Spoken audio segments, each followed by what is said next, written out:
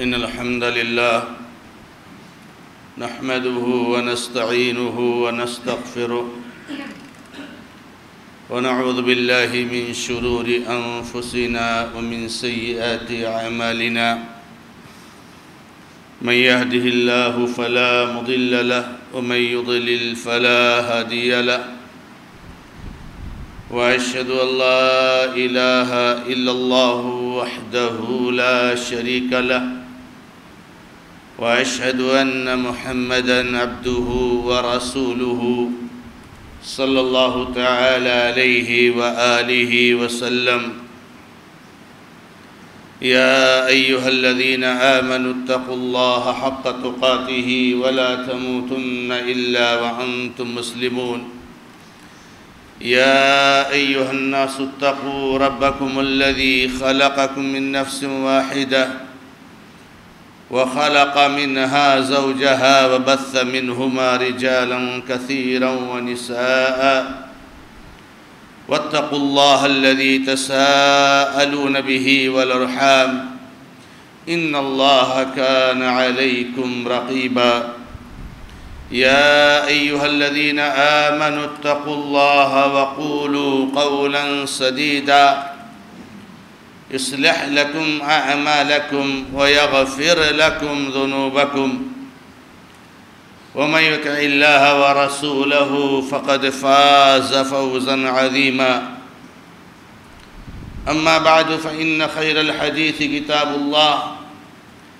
وخير الهدي هدي محمد صلى الله تعالى عليه وآله وسلم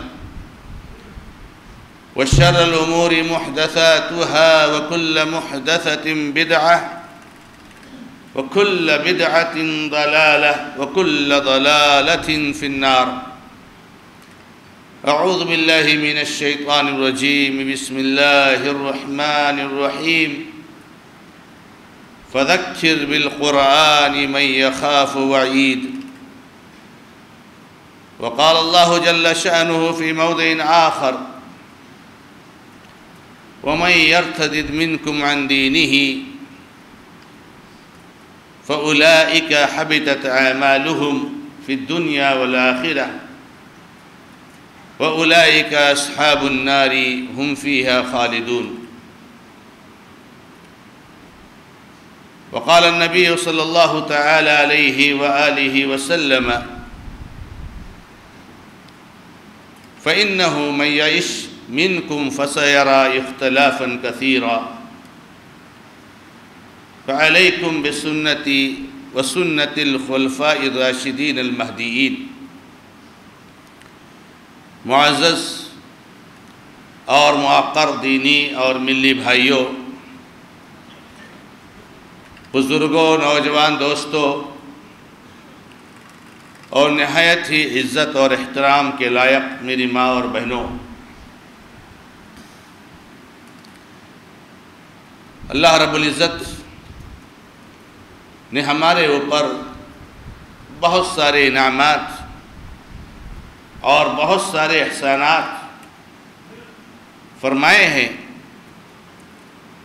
یہاں تک کہ اللہ تبارک و تعالیٰ کی نعمتوں اور احسانات کا شمار کسی انسان کے لیے ممکن نہیں ہے۔ کوئی چاہے کہ وہ گن لے اور شمار کر لے، کاؤنٹ کر لے کہ اللہ تعالیٰ نے ہمارے اوپر کتنے احسانات کیے ہیں، تو وہ نہیں گن سکتا۔ اور یہ قرآن کریم کا نص ہے وَإِن تَعُدُّوا نِعْمَةَ اللَّهِ لَا تُحْصُوهَا، اگر تم اللہ تعالیٰ کی نعمتوں کو شمار کرنا چاہو تو تم اس کو گن نہیں سکتے۔ کسی بھی انسان کے بس کی بات نہیں ہے، کسی بھی ٹیکنالوجی اور کسی بھی آلہ یا مشین کے بس کی بات نہیں ہے کہ وہ اللہ تبارک و تعالیٰ کی نعمتوں کو گن لے، شمار کر لے، محصور کر لے، کاؤنٹ کر لے۔ مگر ہم اور آپ جانتے ہیں میرے بھائیوں کہ اللہ تبارک و تعالیٰ کی جو سب سے عظیم نعمت کسی بھی انسان پر ہو سکتی ہے اور اللہ تعالیٰ کا سب سے بڑا احسان جو کسی انسان پر ہو سکتا ہے وہ یہ ہے کہ اللہ تعالیٰ اس کو اسلام کی ہدایت دے دے اور اس کی توفیق دے دے۔ اس سے بڑھ کر کے کوئی احسان، اللہ کی کوئی نعمت کسی انسان کو نہیں مل سکتی۔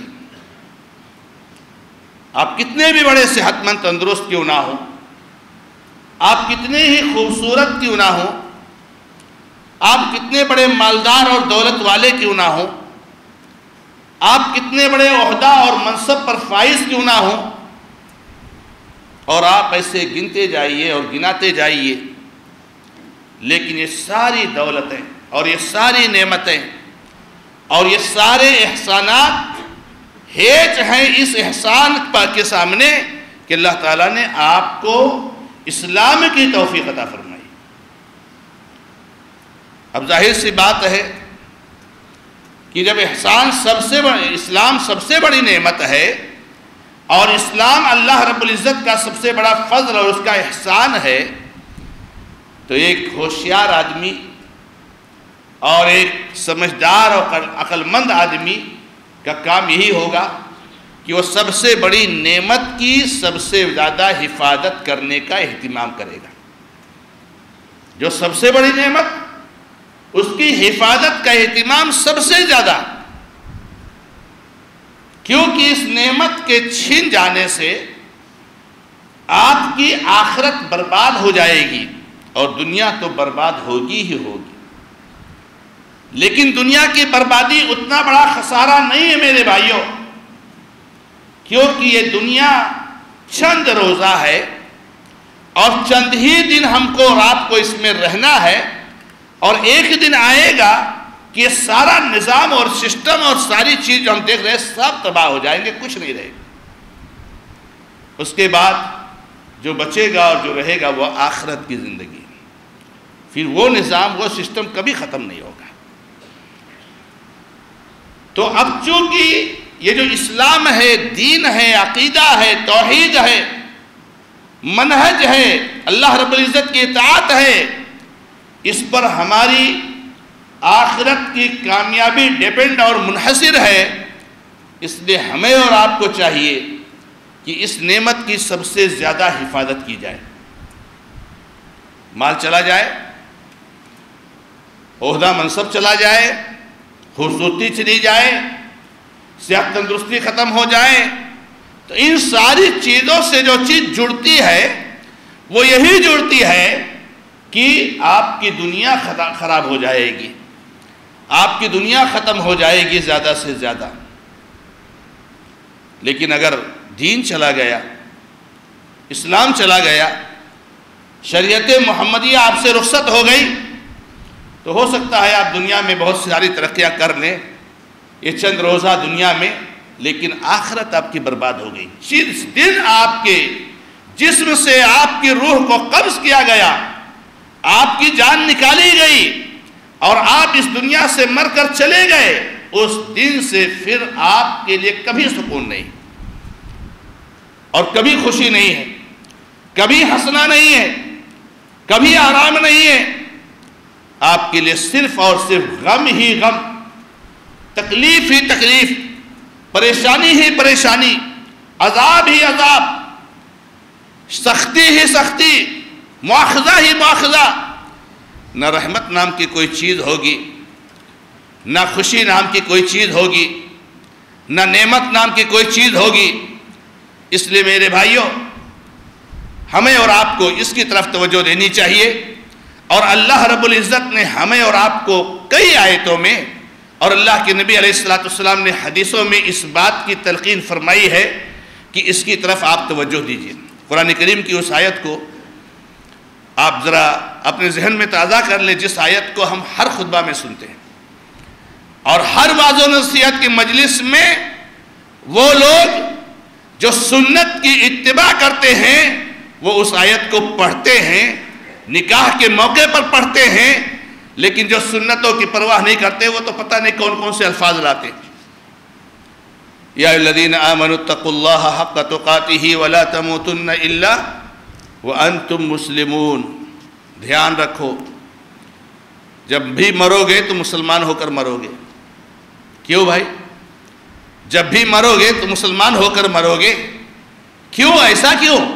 اس لیے کہ مرنے کے بعد پھر مسلمان کے علاوہ اور کسی اور کے لیے خوشی نہیں. ختم ہو گیا میٹر وہاں. اس دنیا میں تو خوشی سب کے لیے، کافر کے لیے، مسلمان کے لیے، مشرک کے لیے، سب کے لیے غمی ہے، سب کے لیے خوشی ہے. کوئی نیکی اور کوئی صالحیات، کوئی تقوی جو ہے خوشی کا معیار اللہ رب العزت نے قطعی طور سے دنیا میں نہیں بنایا ہے. اللہ تعالیٰ کافر کو بھی خوشی دیتا ہے، اللہ تبارک تعالیٰ مومن کو بھی خوشی دیتا ہے. کافروں پر بھی غم کے پہاڑ ٹوٹتے ہیں، مومنوں پر بھی غم کے پہاڑ ٹوٹتے ہیں. لیکن مرنے کے بعد یہ نظام بالکل چینج ہو جائے گا اور پھر وہاں پر خوشی نہیں. اس لیے اللہ نے کہا کہ بغیر مسلمان ہوئے تم مرنا مت میرے بھائیوں. اور اللہ رب العزت نے قرآن کریم کی دوسری آیتوں میں ارشاد فرمایا ہے کہ وَمَن يَرْتَدِدْ مِنْكُمْ عَنْ دِينِهِ فَيَمُتْ وَهُوَ كَافِرٌ. جو اپنے دین سے پلٹ جائے گا، الٹ جائے گا، پھر جائے گا. آج کے ماحول کا ایک بہت بڑا فتنہ ارتداد ہے، جس کو ہم لوگ آج کل سوشل میڈیا اور دیگر پلیٹ فارم پہ بہت زیادہ سن رہے ہیں. لیکن فتنہ ارتداد کو لوگوں نے خاص کر دیا ہے ان لڑکیوں کے ساتھ جو لڑکیاں غیروں کے ساتھ شادی کر کے اور اپنے دین سے مرتد ہو جاتی، اسی پر بحث ہوتی.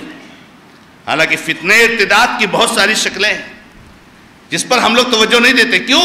وہاں لڑکیوں کا بات کیوں آتی ہے؟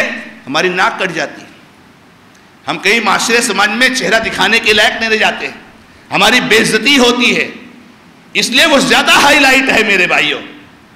اس لڑکی کی جہنم کی آخرت برباد ہو گئی، وہ جہنم رسید ہو گئی وہ لڑکی. یہ جو ہے زیادہ میٹر نہیں کرتا ہے ہم کو، زیادہ میٹر ہم کو یہ کرتا ہے کہ ہم منہ دکھانے کے لائق نہیں. اس لیے جہاں منہ دکھانے وغیرہ کا مسئلہ نہیں ہے اور جہاں بے عزتی اور رسوائی کا مسئلہ نہیں ہے، وہاں اس کی بات ہی نہیں کرتے، بلکہ بات کرنے والوں کو جو ہم لعن طعن کرتے. ارے بھائی، درگاہ پرستی کیا ہے؟ درگاہ پرستی، شرکیہ عقیدہ رکھنا، یہ کیا ہے؟ یہ ارتداد نہیں ہے، یہ ارتداد نہیں ہے. لیکن اس ارتداد کے ہم زیادہ باتیں نہیں کرتے ہیں، بلکہ اگر درگاہ پرستی کی تردید کی جائے تو ہمارے کچھ بھائی ناک بھو چڑھاتے ہیں کہ مسلمانوں میں اختلاف پیدا کرتے ہو، فرقہ بندی پیدا کرتے ہو، انتشار پیدا کرتے ہو. اور یہ جو درگاہ پرستی کر کے جہنم میں جا رہا ہے، یہ جو صوفیوں کا عقیدہ رکھ کر کے جہنم میں جا رہا ہے، یہ جو حلول اور اتحاد کا عقیدہ رکھ کے جہنم میں جا رہا ہے، اس کی کوئی فکر نہیں کی جاتی. لڑکیوں کے بارے میں بات کرو بھائی، لڑکیاں مرتد ہو رہی ہیں، لڑکیاں بھاگ رہی ہیں. حالانکہ میرے بھائیوں میں ایک بات آپ کو بتا دو، ایک پوائنٹ. کوئی لڑکی اگر کسی غیر مسلم سے شادی کرتی ہے تو مرتد نہیں ہوتی ہے. یہ بات دھیان میں رکھنا میرے بھائیوں، تھوڑا سا فرق ہے اور سمجھنے کی ضرورت ہے. صرف شادی کر لینے سے لڑکی مرتد نہیں ہو جاتی. غیر مسلم لڑکے سے شادی کرنا حرام اور ناجائز ہے، گناہ کبیرہ ہے. لیکن یہ ایسا عمل نہیں ہے کہ وہ لڑکی کافرہ ہو گئی. کافرہ اس وقت تک نہیں ہوگی اور مرتد اس وقت تک نہیں ہوگی جب تک وہ غیر اسلام کے مذہب کو اپنائے نہ، اس کو اختیار نہ کر لے، یا کوئی شرکیہ اور کفریہ کام نہ کر لے. گرچہ غیر اسلام کے مذہب کو نہ اپنائے لیکن بتوں کے سامنے سر جھکائے، بتوں کے سامنے سجدے کرے، مرتد ہو جائے گی. تو یہ سمجھیے گا فرق. لیکن اگر کوئی لڑکی غیر مسلم سے شادی کرتی ہے تو وہ لڑکی اس وقت تک مرتد نہیں کہی جائے گی، اس کو کافرہ کہنے کا ہم کو اس وقت تک حق نہیں ہوگا جب تک کہ وہ لڑکی یا تو کھلم کھلا غیر اسلامی مذہب کو اپنا لے اور اس کے جو پروٹوکول ہے اس کے حساب سے اس کو اختیار کر لے، اور یا تو وہ شرکیہ اور کفریہ کام کھلے عام کر لے. اگر یہ نہیں کرتی ہے، اس نے ایک حرام کام کا ارتکاب کیا، گناہ کبیرہ کا ارتکاب کیا. قرآن کریم نے منع کیا ہے اہل ایمان لڑکیوں کو اور اہل ایمان لڑکوں کو کہ تم مشرکوں سے شادی مت کرو، یہ تمہارے لیے حرام ہے. حرم ذالک علی المومنین، یہ مومنوں پر حرام ہے. ایک غیر مسلم لڑکے سے شادی کرنے والی لڑکی میرے بھائی، جو بھی اس کے تعلقات اس سے قائم ہوں گے، یہ زنا کاری ہے، یہ بدکاری ہے، یہ جو ہے حرام کاری ہے. تو زنا کاری بدکاری ہے، وہ گناہ کا کام کیا، گناہ کبیرہ کا ارتکاب کیا، لیکن وہ لڑکی کافرہ ہو گئی. میرے بھائیو، ہم ہر لڑکی کو نہیں کہہ سکتے. اور یہ بھی میں آپ کو بتا دوں، میرے بھائیوں اس پر بھی ذرا توجہ دینی چاہیے ہم کو اور آپ کو کہ غیر مسلم لڑکے سے کوئی لڑکی شادی کر لیتی ہے یا کوئی نکاح کر لیتی ہے، اس کے ساتھ جو ہے فرار ہو جاتی ہے، تو یہ بہت بڑا جرم ہے۔ ایسے ہی جرم ہے غیر مسلم لڑکی کسی غیر مسلم لڑکے سے محبت کرے، پیار کرے اور بغیر ولی کی رضامندی اجازت کے اسے شادی کرے یا شادی سے پہلے اس سے تعلقات قائم کرے، یہ بھی جرم ہے، گناہ کبیرہ ہے۔ ایسا نہ ہو جائے نعوذ باللہ کہ کہیں ہم غیر مسلموں کے چکر میں پڑ کر کے غیر مسلموں کے ساتھ ہماری لڑکیاں بھاگ رہی ہیں، مرتد ہو رہی ہیں، اور ہم جو ہے مسلمان نوجوان لڑکوں کے لیے موقع فراہم کر رہے ہیں کہ وہ ہماری لڑکیوں سے ناجائز تعلقات رکھیں اور ہماری لڑکیوں سے نعوذ باللہ زنا کریں، ہماری لڑکیوں سے جو ہے بغیر ولی کی اجازت اور رضامندی کے شادی کریں۔ یہ بھی زناکاری اور بدکاری ہے جیسے وہ غیر مسلم زناکاری اور بدکاری کر رہا ہے۔ تو اس پوائنٹ کو، اس نقطے کو جو کہ ایک علمی نقطہ ہے، سمجھنے کی ضرورت ہے میرے بھائیوں۔ اللہ کے بندو جو ہے اس چیز کو ہمیں سمجھنا اور جس چیز کا جو حکم ہے اس کو وہی حکم دینا، یہ ہماری ذمہ داری ہے۔ ایسا نہ ہو جائے کہ کسی غیر جو ہے کیا نام ہے کافرہ لڑکی کو ہم کافرہ کہہ دیں نعوذ باللہ، یا ہم اس پر جہنم رسید ہونے کا فتویٰ لگا دیں نعوذ باللہ۔ اسی لیے کہا جاتا ہے کہ جب وہ مرتد ہو جاتی ہے، غیر اسلامی دین اور غیر اسلامی مذہب کو اپنا لیتی ہے یا کوئی کفریہ اور شرکیہ کام کر لیتی ہے، اس پر حجت قائم کیا جاتا ہے، پھر بھی توبہ نہیں کرتی ہے تو اسلام سے خارج ہو گئی اور اب وہ جہنم رسید ہو گئی۔ اگر بغیر توبہ کے مر گئی تو جہنم کے علاوہ اس کا ٹھکانہ نہیں ہے۔ اسی لیے دیکھیں گے آپ کہ ہمارے ملک میں میرے بھائیوں بہت سارے لوگ ہیں غیر مسلموں سے تعلقات رکھتے ہیں، بلکہ بہت سارے ان کے اعمال اور حرکات کو اپنا بھی لیتے ہیں، لیکن علماء نے کسی کے نام کے ساتھ اور کسی کی صراحت کے ساتھ علماء نے جو ہے اس کے کفر کا فتویٰ نہیں دیا ہے۔ یہ ملعون جو ہے اس وقت تک علماء نے اس کے بارے میں بڑے احتیاط سے الفاظ استعمال کیے جب تک اس نے باقاعدہ رسمی طور سے ہندو مذہب کو اپنا نہیں لیا۔ اس ملعون کو جس کو آپ سمجھ رہے ہیں ایسے ناپاک اور گندے لوگوں کا نام نہ بھی لو تو بھی بہتر ہے۔ اللہ رب العزت جو ہے ایسے شر سے ہم کو بچائے۔ جب اس نے وہ اختیار کر لیا تو چاروں طرف سے علماء کا فتویٰ یہ کافر ہو گیا، جہنمی ہو گیا، اسلام سے خارج ہو گیا، اس کا اسلام سے کوئی تعلق نہیں۔ اب اگر وہ مر جائے گا تو مسلمانوں کے قبرستان میں دفنایا بھی نہیں جائے گا۔ اور میں کہنا چاہوں گا ہمارے ان بھائیوں سے، ہمارے ان بہنوں سے جو ذرا اس مسئلے کو ہلکا لیتے ہیں کہ میرے بھائیوں ذرا اگر اسی کی زندگی کو دیکھ لو تو آپ کے لیے عبرت اور نصیحت ہے۔ واللہ جیل میں سڑ رہا ہے اور کوئی پوچھنے والا نہیں ہے، کوئی خبر لینے والا نہیں، اور وہ شیطان اکبر جو دجال اکبر ہے جو اس کے ساتھ گھوما کرتا تھا اور جس نے اس کو مرتد ہونے میں پورا سپورٹ کیا ہے، آج اس کے ساتھ نظر نہیں آتا ہے۔ اس لیے اس کے بیانات کبھی خودکشی کے آتے تو کبھی کچھ آتے تو کبھی کچھ آتے، وہ بک رہا ہے۔ میرے بھائیوں خیر نہیں ہے کسی مذہب میں سوائے مذہب اسلام میں۔ اگر آپ کو سکون چاہیے، اگر آپ کو روحانی اطمینان چاہیے اس دنیا میں بھی اور آخرت میں بھی، تو اللہ کے بندو یہ دین اسلام کو مضبوطی سے تھامے رکھو۔ اس کی قیمت نہ کوئی دنیا کا مال ہو سکتا ہے، نہ دنیا کی کوئی دولت ہو سکتی ہے، نہ دنیا کا کوئی منصب ہو سکتا ہے، نہ دنیا کی کوئی عزت ہو سکتی ہے، نہ دنیا کی کوئی خوبصورتی ہو سکتی ہے۔ اس کی قیمت کچھ نہیں ہو سکتی۔ اللہ کے نبی علیہ السلام کے زمانے میں ایک واقعہ پیش آیا، امام بخاری رحمہ اللہ نے اپنے صحیح میں نقل کیا ہے۔ مرتد ہو، اللہ نے کیا کہا ہے، جو مرتد ہو جاتا ہے دین سے اور کافر ہو کر کے مرتا ہے، اگر توبہ کر لیا تب تو اللہ تعالیٰ اس گناہ کو مٹا دے گا، معاف کر دے گا اس کو، اس کے ارتداد کو۔ لیکن اگر کافر ہو کر کے مرا، مرتد ہو کر کے، تو اللہ کہتے ہیں دنیا میں بھی اس کے اعمال برباد ہو جاتے ہیں اور آخرت میں بھی برباد ہو جائیں گے، اور یہ جہنمی لوگ ہیں۔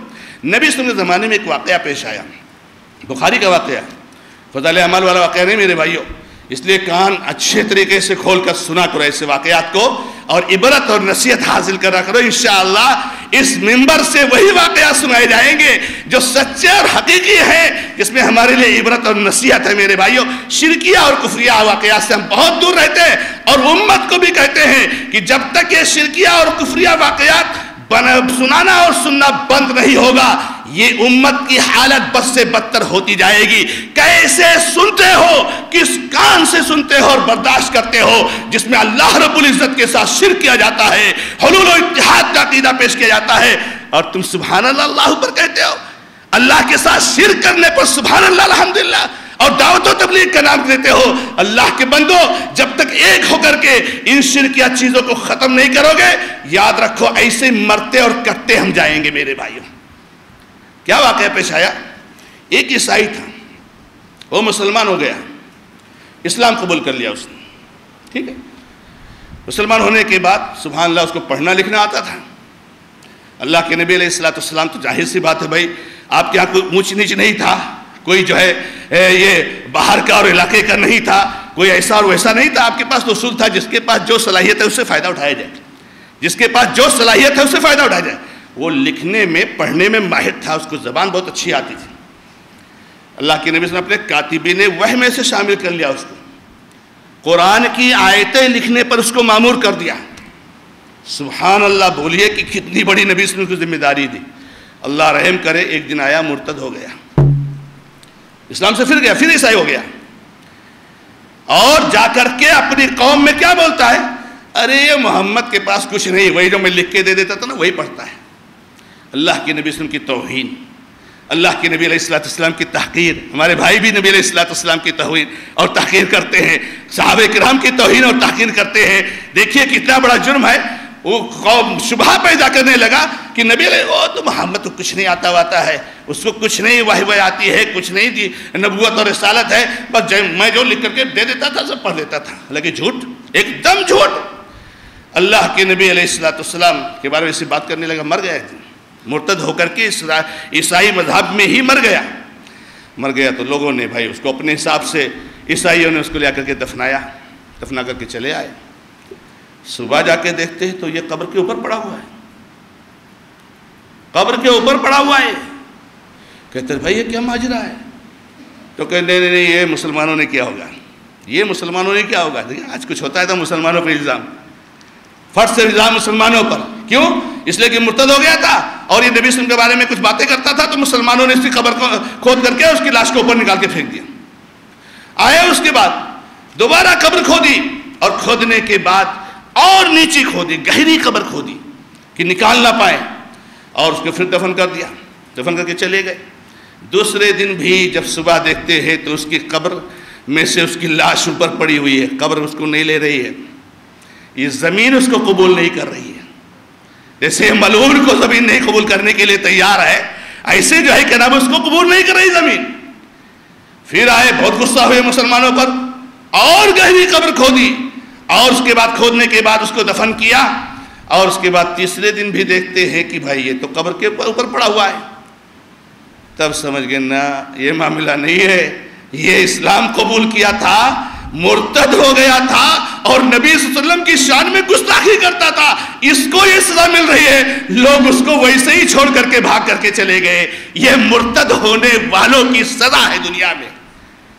آج ہماری بہت ساری بیٹیوں کو بھی دیکھ سکتے ہیں، ہماری جو بہنیں، اللہ تعالیٰ ہم سب کی حفاظت فرمائے، جو کس چکر میں پڑھ کر کے کسی دیوس اور کسی کافر اور مشرک اور کسی بت پرست کے ہاتھ میں اپنا ہاتھ دے دیتی ہے، ان کی حالت کو آپ نے دنیا میں دیکھا ہے؟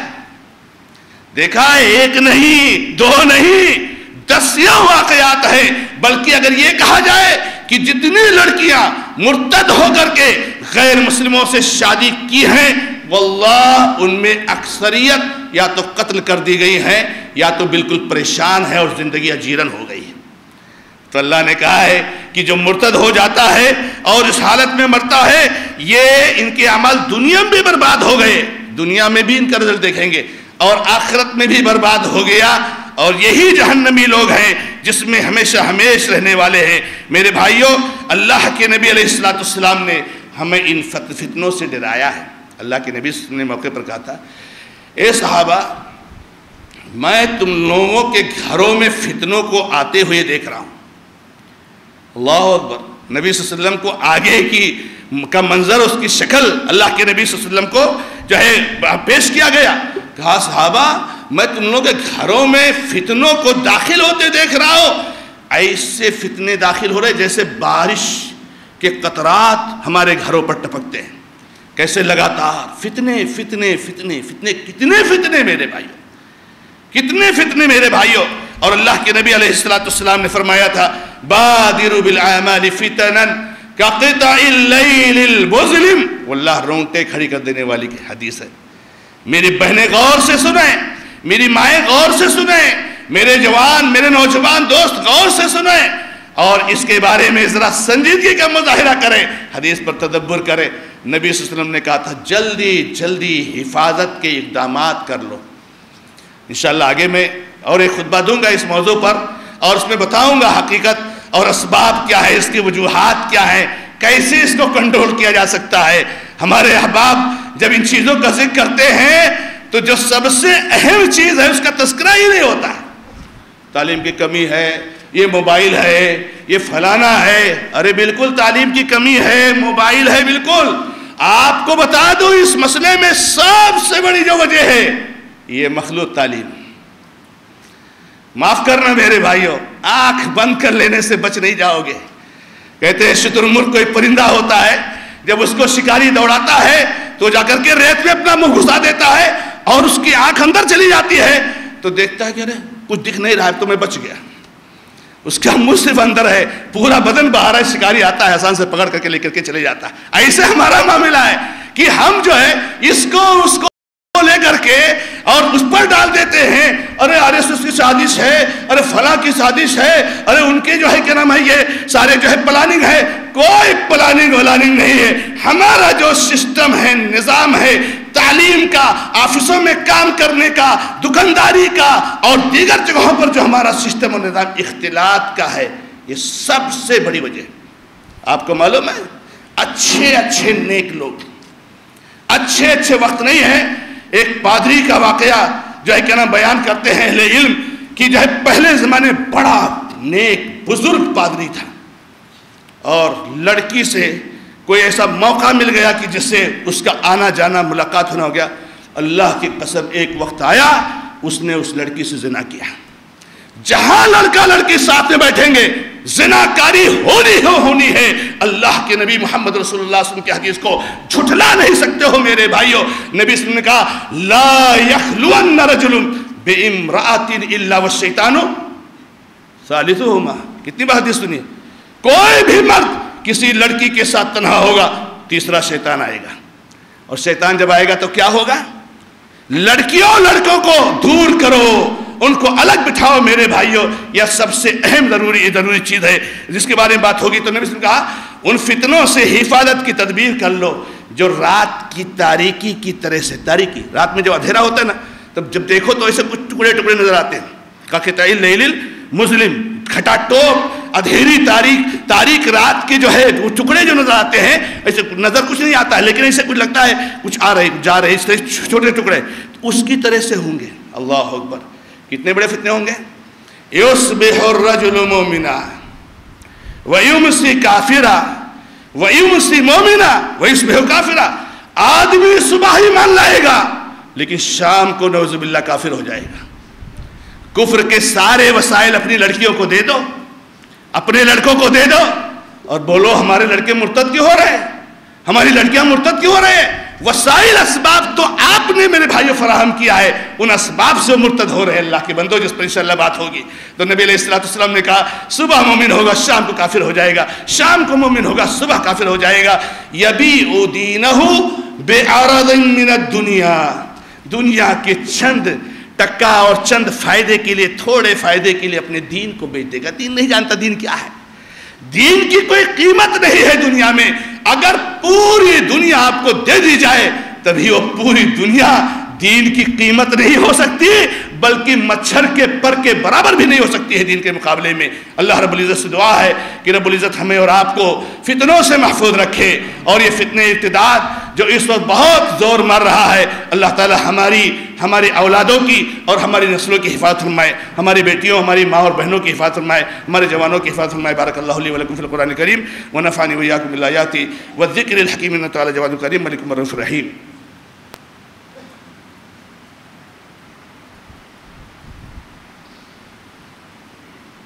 الحمد لله رب العالمين وأشهد أن لا إله إلا الله وحده لا شريك له وأشهد أن محمدا عبده ورسوله صلى الله تعالى عليه وآله وسلم. أعوذ بالله من الشيطان الرجيم. بسم الله الرحمن الرحيم. إن الله وملائكته يصلون على النبي يا أيها الذين آمنوا صلوا عليه وسلموا تسليما. اللهم صل على محمد وعلى آل محمد كما صليت على إبراهيم وعلى آل إبراهيم إنك حميد مجيد. اللهم بارك على محمد وعلى آل محمد كما باركت على إبراهيم وعلى آل إبراهيم إنك حميد مجيد. ربنا ظلمنا أنفسنا وإن لم تغفر لنا وترحمنا لنكونن من الخاسرين. ربنا ظلمنا أنفسنا وإن لم تغفر لنا وترحمنا لنكونن من الخاسرين. ربنا آتنا في الدنيا حسنة وفي الآخرة حسنة وقنا عذاب النار. ربنا لا تزغ قلوبنا بعد إذ هديتنا وهب لنا من لدنك رحمة إنك أنت الوهاب. اللهم اغفر لنا وللمؤمنين والمؤمنات والمسلمين والمسلمات. اللهم ألف بين قلوبهم وأصلح ذات بينهم وانصرهم على عدوك وعدوهم يا رب العالمين. اللهم عليك بأعدائك وأعداء الدين. اللهم إنا نجعلك في نحورهم ونعوذ بك من شرورهم. اللهم احفظ الإسلام والمسلمين في كل مكان. اللهم أعز الإسلام والمسلمين في كل مكان. أقول قولي هذا وأستغفر الله لي ولكم ولسائر المسلمين فاستغفروه إنه الغفور الرحيم. الحمد لله رب العالمين.